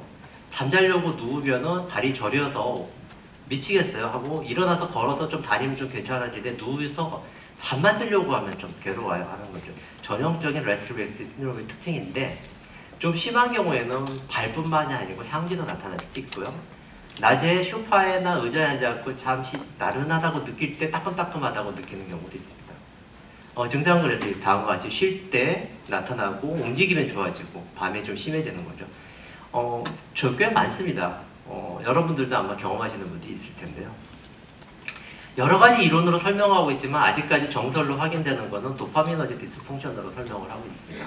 그러니까 이제 도파미너지 디스펑션과 철의 부족으로 설명하고 있는데요. 우리가 티로신 하이드록실라제라는 효소가 브레인에서 도파민을 생성하는 아주 중요한 효소인데 이곳의 코팩터가 철이거든요. 그래서 이런 것들이 부족해지면은 이런 도파민의 생성이 저하되면서 나타나는 것으로 알려져 있습니다. 그래서 이런 경우에는 우리가 검사를 통해서 시럼 아이언 페리틴 랩을 측정을 하고 그 다음에 이제 도파미너직 드럭들을 처방을 하죠. 예전에는 이걸 참 처방을 많이 했고 굉장히 좋은 효과를 보였는데 요새 들어서 이제 어떤 문제가 생기냐면은 요새도 이제 도파민 처방하고 원장님도 병원에 오시는 분들이 많을 건데 도파민 어규멘테이션이라는 부작용이 나타났다고 합니다. 뭐냐면은 한 1년이나 2년 정도 쓰고 나니까 더 아파지는 거예요. 더 저리고 증상이 더 심해지는 거죠. 도파민 양을 올려도 더 저리고 하는 경우입니다. 이런 현상이 나타나서 요새는 이제 가이드라인이 좀 바뀌었습니다. 옛날에 프라이머리 드러그 오브 초이스가 이 계통이었는데 요새는 가바페틴하고 프레가바리로 바뀌었습니다. 그래서 여기 효과는 좀 떨어지긴 하지만 이걸로 이제 조절을 하시기 시작하셔야 됩니다. 그리고 페리틴이 떨어져 있으면은 IV로 페리틴 철을 주잖아요. 그럼 되게 잘 좋아지는 편입니다. 그래서 레슬리스 신드롬은 히스토리로 진단한다 그러면은 베너스 인스피시시가 눈으로 진단하겠죠. 근데 이렇게 환자가 오는데 대부분 발열이라고 하는 사람 이런 분들 굉장히 많습니다. 이렇게 스킨 리전도 포함하고 있는데 문제는 자신이 없답니다. 이 사람의 스클레로스라피에서 막아주면 좋아질 것 같은데 진짜 좋아질까는 내 자신에 대한 의문이 들죠. 확신이 있어야 돼요. 근데 그게 쉽지는 않습니다. 그나마 좀 베인하고 연관되어 있다고 하는 것들 중에 하나가 히스토리상에서 서 있을 때 심해지고 다리 올리면 좀 좋아진다라고 하는 발저림 증상이 있으면 좀 도움이 될 수 있고요. 그 다음에 베인의 베노좀이라고 베인의 분포를 갖다 조사한 것들이 있는데 이거 보고 좀 따져볼까 했더니 아쉽게도 너브 분포랑 또 비슷해요. 모노뉴로패시랑 비슷한 패턴은 참 판단하기가 좀 어렵습니다. 그래서 토니크 테스트라 그래서 다리를 올려갖고 이제 안 저리죠 하고 딱 묶은 다음에 걷고 나서 괜찮아요 테스트하는 게 있는데 이런 방법으로 해서 괜찮은데요 하고 딱 풀어주면서 증상이 나타났어요. 그리고 되게 이제 스페시픽하다고 볼 수 있는데 이것도 센시티비티 좀 많이 떨어집니다. 그리고 나머지 테스트들은 이제 밀킨 테스트나 이제 나머지 테스트들은 이제 하지 정맥류 진단할 때 이제 유용한 건데 이 하지 정맥류가 있다는 것 자체가 이 사람이 발저림하고 연관이 되는지 판단하기는 좀 어렵습니다. 그러다 보니까 최종적인 진단은 막아봐야 되는 거예요. 막았더니 좋아지면 진단이 되는데 사실 거기까지 의사가 설득하고 얘기하기가 되게 어렵습니다. 왜냐면 아직까지 너무 비싼 치료가 되겠죠. 그러니까 아까 같은 것들이 있을 때는 일단 하지 정맥류에 대한 치료도 같이 병행을 합니다. leg 엘리베이션 하고 그 다음에 이제 다 앉아있을 때 카프머슬 엑서사이즈 좀 하라고 말씀드리고 그 다음에 스타킹 신게 하고 여기 보시는 것들이 이제 전임 증상에 도움이 되는 계통의 이제 베너액티브 드럭인데 이런 거 사용하다가 다른 원인이 다 배제가 됐고 환자가 도저히 힘들다고 그러면 이제 베인에 대한 치료를 고려하셔도 됩니다. 여기까지 해서 우리가 흔하게 볼 수 있는 병들을 다 한 번씩 살펴봤습니다. 근데 이제 제목에서 나왔던 것처럼 발저림, 신경의 질환인가요? 혈관의 질환인가에 대한 질문에 대한 부제에 대한 내용을 좀 하겠습니다. 의사 입장에서는 여러 가지 특별한 거 빼놓고는 신경 아니면은 베인 두 가지 다 고민을 합니다. 그래서 아까 좀 전에 말씀드렸던 것처럼 접근을 하죠. 근데 이제 환자 입장으로 넘어가면 좀 골치가 아픕니다. 환자가 아까 첫 환자 66세 여자 환자처럼 혈액순환 문제를 들고 오거든요. 그럼 제가 이제 우리나라 환자들의 나이 드신 분들의 특징 중에 하나가 본인의 어떤 질병관에 대해서 의사가 동의해주면 이 의사는 명의라 그래요. 근데 동의를 안 해주면은 갸우뚱갸우뚱하면서 불신의 시선을 보이다가 안 옵니다. 그죠? 많이 경험들 하실 겁니다. 그러니까 정확한 진단에 대한 접근이냐 아니면 그 사람들의 믿음을 받쳐주느냐 이걸 잘 하시는 분들이 꽤 많죠. 이런 분들 환자들이 많습니다. 그리고 또 두 번째로는 환자가 생각하는 혈관의 문제가 과연 우리가 아는 아나토미가 맞냐, 아테리, 카피러리, 베인의 문제냐 아니거든요. 환자들은 그냥 혈액순환의 흐름을 생각하는 겁니다. 근데 이런 흐름을 방해하게 돼서 내가 발이 저리고 그러니까 피가 안 가니까 차갑다, 그러니까 시리다는 표현을 하는데 여기다 말초신경병증 얘기하고 뭐 그런 환자들은 어려운 얘기하면 이제 되게 못 받아들이기 시작하죠. 네. 두 번째로는 이제 환자들은 나이가 들면서 혈액순환 생기는 건 당연하다고 생각하는데 이러다 보니까 환자들은 혈액순환 쪽에 대한 이제 어떤 의사의 진료를 요구를 하기 시작을 합니다. 결국 이것에 대해서 우리가 우리의 지식을 강요하다 보면 라포가 좀 깨지는 경우가 많이 있죠.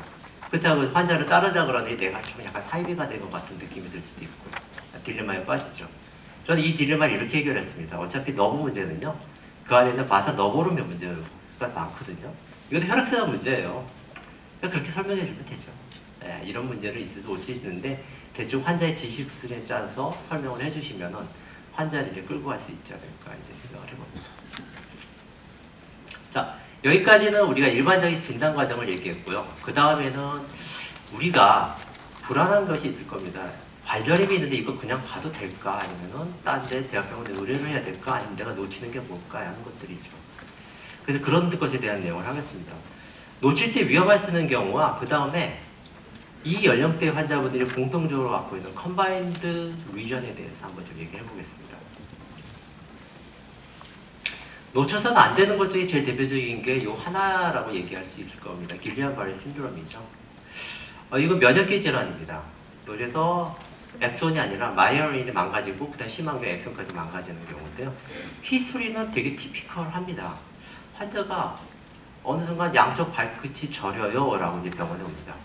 근데 발끝이 저리는데 반나절 만에 점점 조금씩 올라오는 것 같아요 라고 이야기하고 좀 하루나 이틀 정도 전 무릎이나 점점 위로 올라오는 것 같아요. 굉장히 좀 공포스럽죠. 이런 패턴을 보이는 경우가 많습니다. 또는 이게 좀 길어져서 수일이나 1, 2주 정도에 걸쳐서 올라오는 분들도 있어요. 이런 경우는 우리가 길리안-바레 신드롬을 의심해야 됩니다. 양쪽 발끝이 저리면서 점점 올라오고 저리면서 따라서 까치발도 안 됩니다. 그러니까 이제 발 디스탈 위크니스 모터도 지장받기 때문에 발 뒤꿈치 들기도 잘 안 되고 뒤꿈치를 걷는 것도 잘 안 되기 시작하죠. 이게 왜 위험하냐면요. 병 자체의 진행 속도도 빠르고 빨리 우리가 개입해야 되는 것도 있지만 사망률이 제법 높습니다. 오토노미 디스펑션과 레스피레토리 디스펑션 때문에 어리드미아나 레스피레토리 페일러에 사망할 수가 있는데 3에서 7% 되는 모탈리티를 갖고 있거든요. 근데 이건 응급실로 보내야 되는 경우입니다. 공교롭게도 필드에서 진단할 수 있는 방법이 별로 없기 때문에 이 히스토리만 갖고 오면은 그냥 응급실로 의뢰를 하는 게 좋습니다. 그래서 저한테 온 케이스를 좀 말씀드리겠습니다. 물론 대학병원에 있을 때는 응급 하루 이틀 만에 진행된 케이스지만 저한테 온 경우는 이런 케이스였습니다. 5일 전에 양쪽 발끝이 저리기 시작했고요. 2일 전에 발바닥으로 좀 퍼졌습니다. 발끝에서 발바닥으로. 근데 혀가 얼얼하고 말하기가 좀 불편하다고 왔거든요. 리스크, 당뇨도 없고 소셜 드리킹인데 요 얘기 듣고 나서부터 이제 약간 혼동이 옵니다. 걔한테 유로시스인가? 한 느낌이 들죠. 약간 네글리트하기 시작하죠. 그래서 여러 병원을 거쳤다고 왔어요. 다른 병원에 다 이제 다른 치료를 하고 오셨던 거죠. 근데 이제 무릎과 아예까지 저린 증상 올라온다고 합니다. 이제 제 입장에서는 이 경우가 길리안-바레 의심할 수 있는 상황이다라는 게 의심이 됐죠. 그러면 히스토리를 꼭 물어봐야 될 것 중에 하나가 뭐냐면은 되게 2주 전이나 한 달 전 사이에 뭔가 이벤트가 있는 분들이 굉장히 많습니다. 백신을 맞았거나 장염 증상이나 호흡기 감염 증상입니다. 근데 일주일 전이 아니고 2주 정도 됐어요. 그리고 한 달 전 사이입니다. 이 시기에 되면 자가면역 질환에 대한 항체가 만들어질 만한 시기거든요. 이때 이제 공격을 하기 시작하면서 증상이 나타나는 거예요. 이 히스토리가 있으면은 그냥 응급실로 보내셔야 됩니다. 이 환자는 입원이 잘 안 되는 시기이긴 했는데 제가 의뢰서를 써서 입원을 해서 길리안-바레 진단받고 IV, IG를 치료했습니다. 이거 1,000만 원 정도 했다고 그러더라고요. 네. 그래서 이제 진단에서 제일 중요한 거는 이제 아까 티피컬 히스토리와 함께 1에서 4주 사이에 어쨌든 어떤 그 감염 증상 그리고 이런 것들이 있으면 진단할 수 있지만 일단 이 단계보다도 이 위에 단계 정도가 되면은 응급실에 가야 된다고 생각하시면 됩니다. 결과적으로 아까 제가 말씀드렸듯이 2달 이상 된 거는 비교적 안심해도 되지만 2달 이하 된 시메트릭한 어떤 센소리 심텀은 좀 주의 깊게 보셔야 된다. 두 번째는 이제 서버 업계도 센서리 뉴로패스인데요. 요거는 2달 이하로 점점 진행하는 건데 수주에서 수개월 정도 진행하고 센서리 아탁시아가 나타나는데 이런 겁니다. 룸버거 테스트인데 눈 뜨면은 괜찮은데 눈 감으면 중심 못 잡고 휘청휘청 하는 거죠. 이게 룸버거 테스트 포지티브라고 합니다. 요거는 뭘 생각을 해봐야 되냐면은 여러 가지 질환들이 있는데 파로네오플라스틱 신드롬을 한 번은 생각을 해봐야 되는 증상입니다. 그래서 이 사람이 담배를 많이 피우는 분이다 그러면 스몰셀 렁 캔서도 생각을 해봐야 되는 거죠. 이 환자 계속해서 잡고 있다면 물론 이 환자가 이것을 렁하고 연관시키지 못하기 때문에 원장님들을 블레임할 일은 없겠지만은 의사 입장에서는 이런 환자를 한번 의심하고 찾아주는 것도 굉장히 중요할 거라고 생각이 됩니다. 롬버거 테스트 같은 경우 아까 좀 전에 얘기했듯이 이제 정상적인 게 눈 감거나 뜨거나 중심을 잘 잡는데 눈 감거나 뜨거나 못 잡으면 손의 문제지만은 눈 뜨면 잘 잡고 눈 감으면 못 잡으면 프로프리오셉티브 센스의 문제거든요. 그래서 이런 경우는 롬버거 테스트 포지티브고 이런 경우 아까 2달 이내에 이렇게 확 진행했다 그러면 한 번쯤은 이제 큰 병원에 가서 파라네오플라스틱 신드롬 포함 워크업을 진행해야 되고 잘 모르겠으면은 페리페럴 뉴로로지를 하는 가까운 신경과를 의뢰를 좀 하셔야 됩니다. NCB 테스트에서 확인하고요. 그 다음에 특수 안티바디 테스트하고 테스트 CT 같은 거 고려하셔야 됩니다. 자, 여기까지가 이제 주의해야 될 거고요. 이제 지금이 이제 외래에서 흔하게 보는 케이스를 마지막으로 정리해 보도록 하겠습니다. 되게 나이가 들어서 오시는 분들이 많은데 이분들은 하나, 두 개의 병이 아니라 여러 개를 다 갖고 오시거든요. 이거 어떻게 해야 될까? 사실은 정답은 별로 없습니다. 하나하나 다 하는 수밖에 없습니다. 저한테 오시는 분인데요. 여기 이분이 그 발이 이렇게 생겼습니다. 바리코스 베인이 있죠. 그 다음에 당뇨도 있고요. 그 다음에 NCV 테스트를 해보았더니 옛날에 센시모티브 폴리뉴로패스도 있고요. 허리도 자주 아파서 시술도 굉장히 자주 받는 분이고 다리도 쥐도 잘 나고요. 밤에 다리가 저립니다. 생각해야 될 게 너무 많습니다.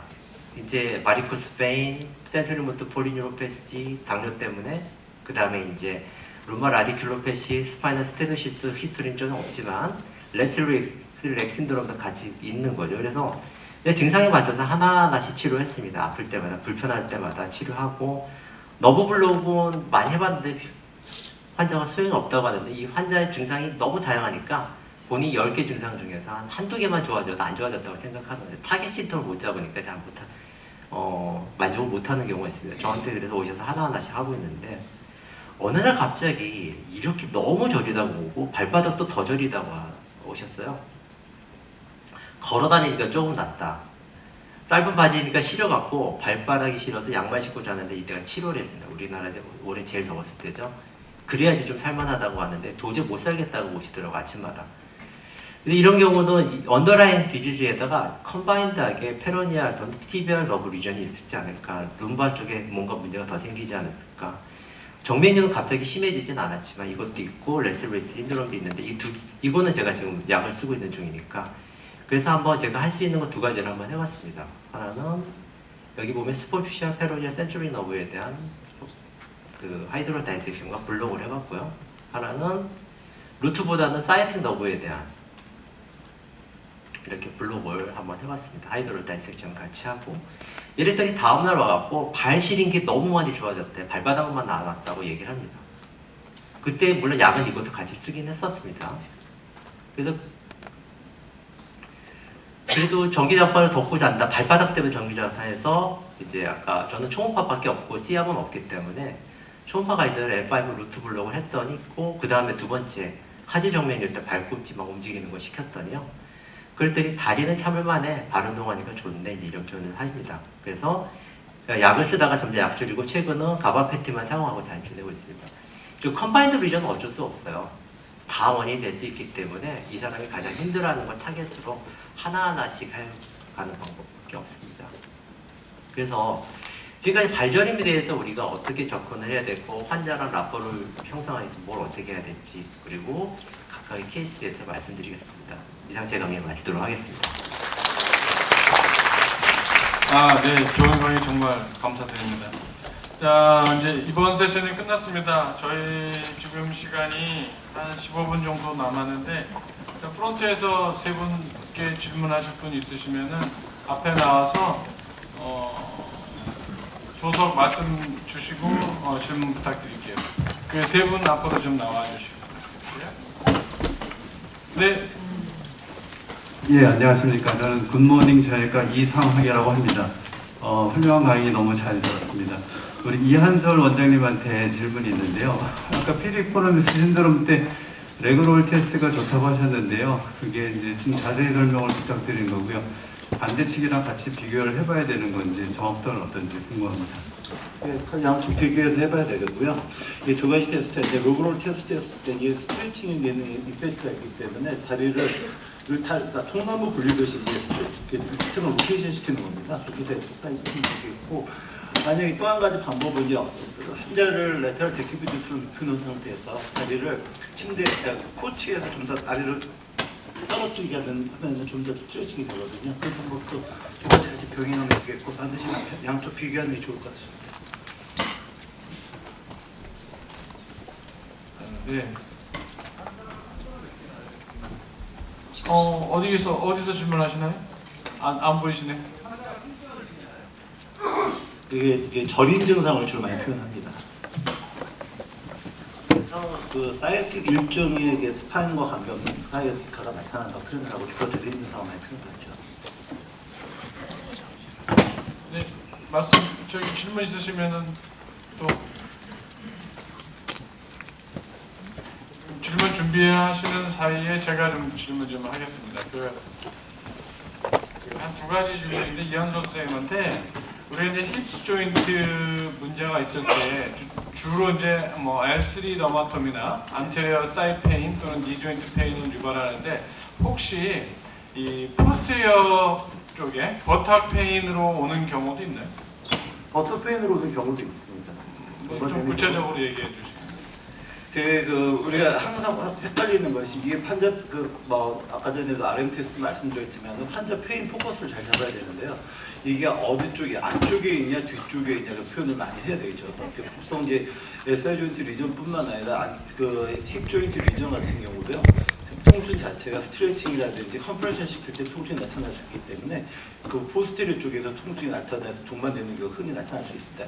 주로 이 힙 조인트 리전 같은 안테리어 메디알 이쪽으로 많이 내려가는데 포스테리어 쪽에서 메디알로 또 뻗어지면은 안테리어 메디알로 헷갈리는 경우가 많이 있거든요. 그래서 그것도 하시고 해야 될 필요가 있습니다. 네, 좋습니다. 한 가지만 더 말씀을 제가 질문 좀 드리겠습니다.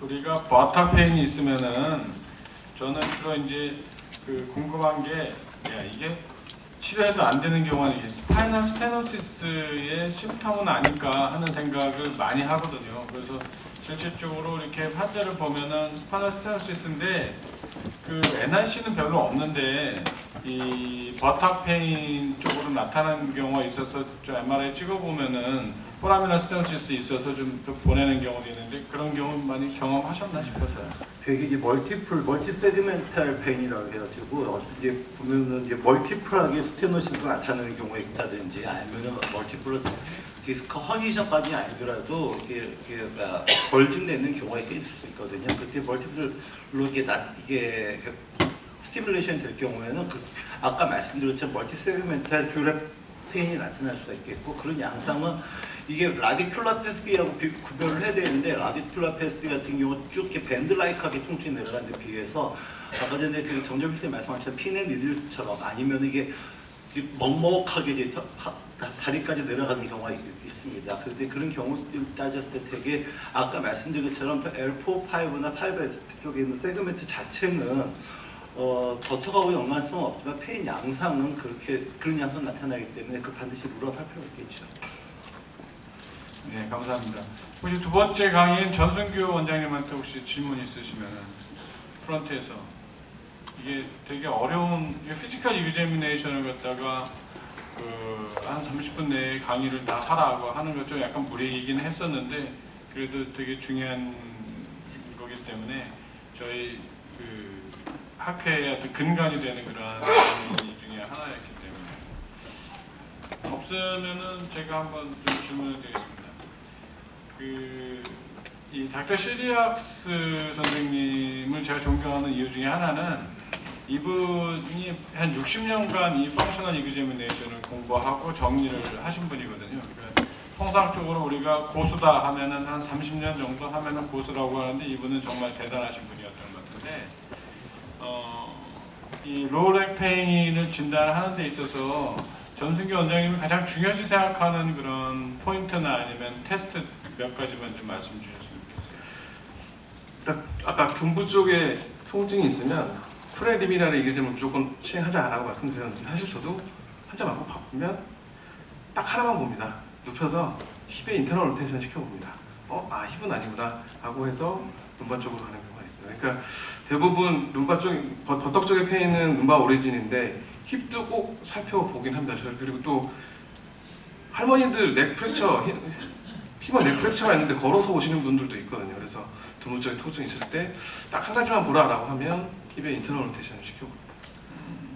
네, 고맙습니다. 그리고 이제 우리가 안테리어 힙 페인 또는 사이드 페인 있을 때 우리가 가끔 아까도 말씀 주셨는데 L3-4 디스크 허니에이션 환자도 있을 수 있어요. 그래서 그런 경우에는 패시브 힙 플렉션만 하지 마시고 엎드려서 환자를 엎드린 상태에서 패시브 리플렉션을 한번 해보세요. 그러면은 심심치 않게 있습니다. 그러면은 우리 디스코제닉 페인이기 때문에 그거 꼭 룰아웃 해주셨으면 하는 게 중요하고, 또 하나는 우리가 피지컬 이기제미네이션 할 때 중요한 것 중에 하나는 나이예요. 그래서 똑같은 질환이라도 젊은 친구한테 발생하는 경우 또 나이가 드시는 경우 좀 다르기 때문에 조심해야 될 것 같습니다. 네, 세 번째 강의로 넘어가겠습니다. 정종필 원장님, 이 굉장히 다리 저리는 사람도 많고 이제 머리가 아픈데 여기에 대해서 질문이 있으시면 한번 네. 운동고래가자고 예상입니다. 저는 그 다리 저림 있을 때 주로 묵직한 느낌이랄지 시리다는 느낌을 자율신경 치료를 좀 해보고 있는데 효과는 좋거든요. 그래서 항불안제랄지 SSRI랄지 SNRI 처방 경험이 있으시면 자세히 좀 언급해 주셨습니다. 약제에 대한 말씀을 해주시죠. 약제뿐만 아니라 그 스냅피, 요즘 통사에서 많이 하는 스냅피도 많이 하고 있거든요. 저도 이제 스태피에 대해서도 관심을 갖고 있고, 제가 있는 학회가 이제 자율신경 통증학회다 보니까 여기서도 연구를 좀 많이 하고 있는데, 아직 우리가 설명할 수 없는 부분이고, 그 다음에 어디까지가 이제 신뢰할 수 있는 부분이고, 어디까지가 오해하고 있는지는 잘 모르겠습니다. 근데 이제 아까 룸바 심파스틱 블록을 했을 때 효과가 있었던 것처럼 어느 정도 효과는 있을 텐데 어떤 기전일지는 좀 봐야 될 것 같습니다. 물론 아까 얘기했듯이 너브를 통한 문제인지 심파스틱 블록을 통해서 블러드 서큘레이션을 좋게 해줬는지 이건 잘 모르겠습니다. 디지즈를 코스를 바꿀 수 있는지도 사실은 잘 모르겠어요. 아직까지는 증거가 없기 때문에. 근데 앞으로는 어떻게 될지 모르겠다, 이 말씀을 좀 드리고요. 아직까지 복합 원인인 경우가 너무 많습니다. 에이지가 0에이지면 모를까 대부분의 경우는 나이가 많이 들어서 오시는 분들이다 보니까, 이거 복합 원인일 때는 아까 얘기했던 여러 가지 원인들이 다 골고루 영향을 미칠 수 있다 보니까 약제 같은 경우에는 환자의 증상에 맞춰서 우울 증상이 신다면 SNRI 계통을 많이 올려주고요. 그 다음에 이제 스파이널 스테노시스 같은 것이 많이 경험돼 있다 싶으면 거기에 대한 약제를 올려주고, 레스토리스 레시도름이 있다 그러면은 이제 아까 얘기했었던 뉴로렉티스 같은 것들을 이제 추가하면서 증상에 맞춰 조절하는 편입니다. 환자마다 따라서 반응을 보고 하는 수밖에 없을 것 같습니다. 저는 그렇게 치료하겠습니다. 지금 질문하신 분은 그럼 심파세틱 룸바 심파세틱 블록을 하신다는 얘기는 아니시고요. 네, 또 다른 질문 있으시죠? 네네네. 저희 마이크 좀 저희 앞에 좀 마이크 좀 갖다 주시죠.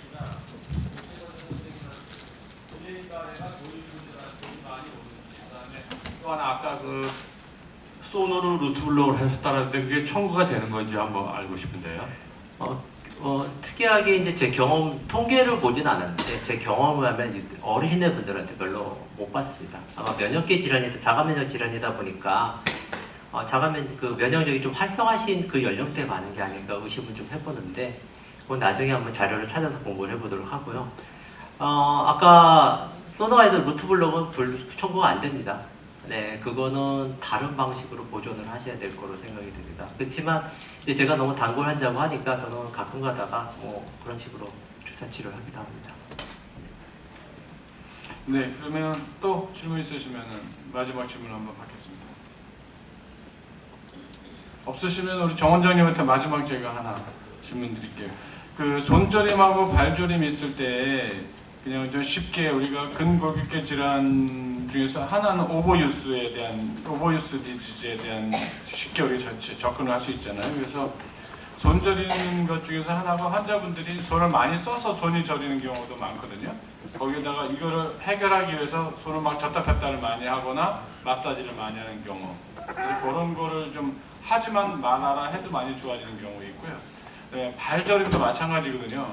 우리가 이제 나이가 들면 저도 이제 발이 스프레이 푸시 돼가지고서 이제 실내화를 안 신으면 이게 걷기가 힘들더라고요 이제는. 그렇죠 선생님? 다 끄떡끄떡하는 선생님들은 이제 저랑 다 비슷한 연배거나 선배님들 다 아신단 말이에요. 그래서 그런 거에 대한 보호, 그다음 메타타살지아에 대한 그것도 발도 막 주무른다고. 그래서 그런 것들만 먼저 케어를 해주는 걸 많이 교육시키는데 저희가 잘 하고 있는 건가요? 요약을 하면 오버유즈만 안 하게 해도 그 센서리 심통이 좋아지는데 오버유즈 자체가 어떻게 센서리 심통과 연관되는지 그 연결고리가 좀 많이 부족하다는 식으로 저는 이해가 좀 되는데요. 아직 공식적인 거는 저도 관심을 갖고 보는 분야인데 공식적인 건 없지만 이제 페인이라는 큰 영역에서 보면은 좀 다를 것 같습니다. 예를 들어서 오버유즈에 의해서 우리가 마이크로 트라우마라든지 아니면은 여러 가지 원인에 의해 갖고 리셉터 하이퍼 센시티비티가 생기는 경우가 있거든요. 이런 것들이 또 아까 리포드 페인 설명하셨듯이 루트 레벨까지 올라가거나 아니면 뉴로제닉 인플라메이션에 의해서 뉴로제닉 인플라메이션 꼭 붙는 것뿐만이 아니고 CGRP가 분비가 되면서 주변에 있는 센서리 리셉터들을 스트레스로 낮춰버려요. 그렇게 되니까 우리가 저리다는 느낌을 느낄 가능성이 높을 것 같습니다. 아직 공식적인 설명은 아닙니다. 다만 그런 것들이 연관이 있는 것까지 알면 나중에 찾아보면 되겠죠. 하지만 우리가 임상의료에서 해야 될 거는 그것이 연관관계가 있는 것이 많은들 경험하고 있는데 그거를 굳이 하게 만들면 안 되겠죠. 원장님 말씀대로 안 하게 하는 게 좋고요. 저도 개인적으로 그렇게 해서 쓰지 마세요. 고개를 어떤 환자는 인터넷에서 보고 고개를 도리도리 하루에 1000번씩 하라고 그래갖고 그렇게 오신 분도 있거든요. 머리가 아파서 미치려고 그러는데 제가 그거 하지 말라고 했더니 좋아졌습니다. 그러니까 그런 것들 찾아서 안 하게 하면 아마 좋은 치료가 되지 않을까 생각을 해봅니다. 네, 좋은 답변 감사드립니다. 이것을 이번 세션 마치겠습니다. 감사합니다. 네, 11시까지 커피 브레이크 가지시고 저희 학회 유튜브